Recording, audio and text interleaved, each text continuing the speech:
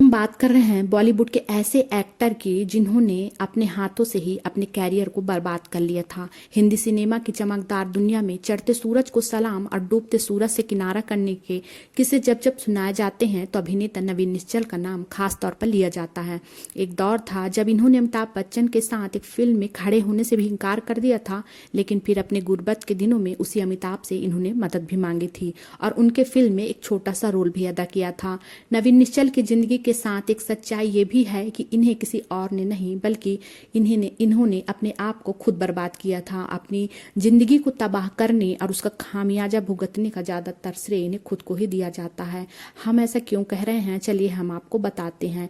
तो इनकी जो प्रोफेशनल जिंदगी के साथ साथ जो पर्सनल लाइफ थी वो भी विवादों में घिरी थी। क्या आप जानते हैं इन्होंने जिस प्रेमिका के लिए अपनी पत्नी को छोड़ा था उसी प्रेमिका ने इन्हें छोड़कर किसी और के साथ घर बसा लिया था। जिस सुपरस्टार को देखने के लिए लोगों की भीड़ इकट्ठा हुआ करती थी उसी को उनके सगे भाई ने घर से निकाल दिया था। और तो और इनकी दूसरी पत्नी के मौत के बाद इनके ऊपर संगीन आरोप भी लगे थे और इन्हें जेल की हवा भी खानी पड़ी थी। नवीन निश्चल अहंकार में इतना डूबे थे कि वो छोटे मोटे कलाकारों को अपने आगे कुछ नहीं समझते थे। गुलजार ने जब बतौर निर्देशक अपनी पहली फिल्म मेरे अपने की तैयारी शुरू की थी तो उनकी पहली पसंद नवीन थे। फिल्म मेरे अपने में जो किरदार विनोद खन्ना ने निभाया था वह पहले नवीन को ही मिलने वाला था।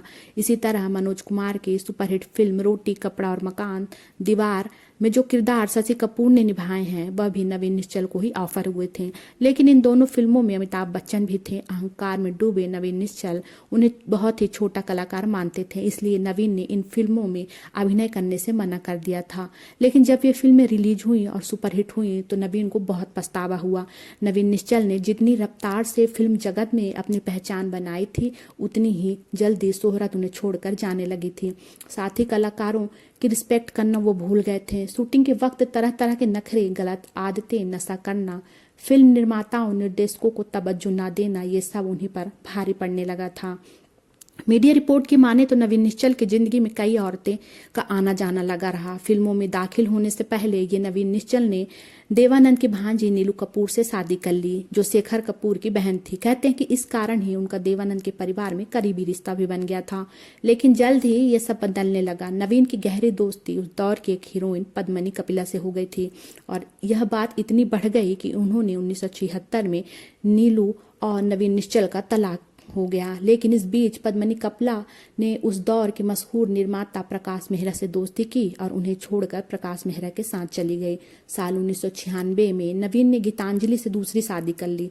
शादी के बाद पत्नी के साथ अपने भाई के जब घर पहुंचे, लेकिन यहाँ भी कुछ वक्त बाद अनबन शुरू हुई और उनके भाई ने उन्हें घर से निकाल दिया। फिर कुछ ऐसा हुआ कि जिसने सभी को हिलाकर रख दिया। नवीन की पत्नी गीतांजलि ने इस घटना के 3 महीने बाद ही आत्महत्या कर ली और अपने सुसाइड नोट में उन्होंने नवीन और उनके भाई पर प्रताड़ना का आरोप लगाया।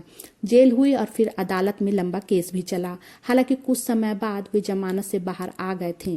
कुछ सालों तक उनकी जिंदगी ऐसे ही चलती रही। फिर उन्होंने नए सिरे से शुरुआत